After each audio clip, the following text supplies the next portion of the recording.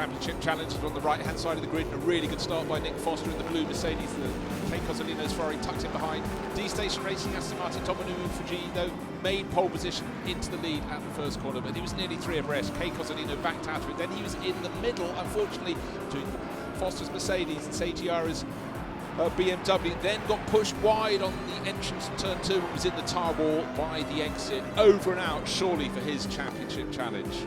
Up front, Foster stayed in second place as the safety car was called out.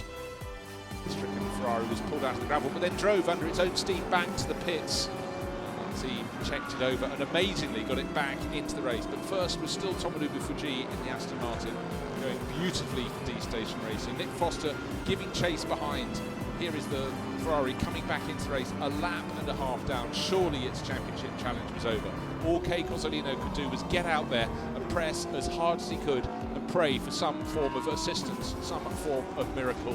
And it was to come their way because a penalty was being assessed, and eventually Nick Foster was adjudged to have caused that incident at turn 2 on lap 1 and was told to report to the pits, stopped for 100 seconds in front of his own pit garage. Here he is now. It must have felt like an eternity. And by the time he came out, he was even behind the car guy racing Ferrari. That 100 seconds really hurt. It cost him a lap and a half as well. And then straight after that was the pit stops. Satoshi Hoshino took over from Tomonobu Fujii in the race-leading Aston Martin. Tucked in behind was the Plus Team Studi BMW. There was certainly tension down there. Kei Cozzolino going in to express his dissatisfaction with Nick Foster's move on the opening lap.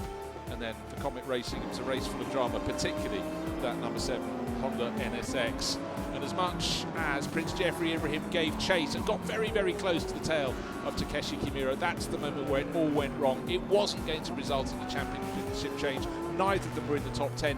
Neither scored points. So the points that were on the board before the race start today is what they'd have at the end.